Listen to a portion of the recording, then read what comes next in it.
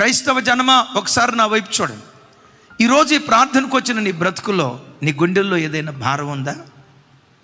కుటుంబాన్ని కూర్చో, పిల్లలను కూర్చో, ఉద్యోగాన్ని కూర్చో, వ్యాపారాన్ని కూర్చో, ఆరోగ్యాన్ని కూర్చో, వివాహం కావలసిన యవ్వన బిడ్డల వివాహాన్ని కూర్చో, పిల్లలు కోల్పోయిన ఉద్యోగాన్ని బట్టో, అప్పులను బట్టి అమ్ముకున్న ఇల్లును బట్టో, అయ్యో కనీసం ఉండటానికి ఒక ఆశ్రయం కూడా లేదే, నా బ్రతికేంటి ఎలా అయిపోయిందని ఓ తెలియని భారం నీ గుండెల్లో పెట్టుకొని వస్తే, గత కాలాల్లో ఎన్నో గొప్ప అద్భుతాలు చేశాడు కదా, అప్పుడు అద్భుతాలు చేసిన దేవుడు ఇప్పుడు కూడా అద్భుతం చేస్తాడు. ఏనాడైనా ప్రభు నిన్ను విడిచిపెట్టాడా? ఏనాడైనా ప్రభు నిన్ను అనాథన చేశాడా? ఏనాడైనా అన్ని ప్రజల మధ్యలో అవమానానికి దేవుడు అప్పగించాడా? ఆ రోజుల్లో కార్యం చేసిన దేవుడే ఇప్పుడు కార్యం చేస్తాడు. ఇక ముందును నిశ్చయంగా కార్యం చేస్తాడు.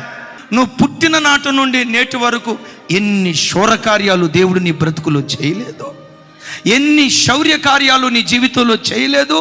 ఇది జరుగునా అని అనుకుని ఎన్నెన్ని భీకర కార్యాలు నీ బ్రతుకులో చేయలేదు. గత కాలాలలో చేసిన దేవుడే నేటికి సజీవుడు. He is the commander of faith. నీ విశ్వాసానికి సేనాధిపతి ఆయన. ఇక ముందును నీ జీవితంలో కార్యం చేస్తాడు.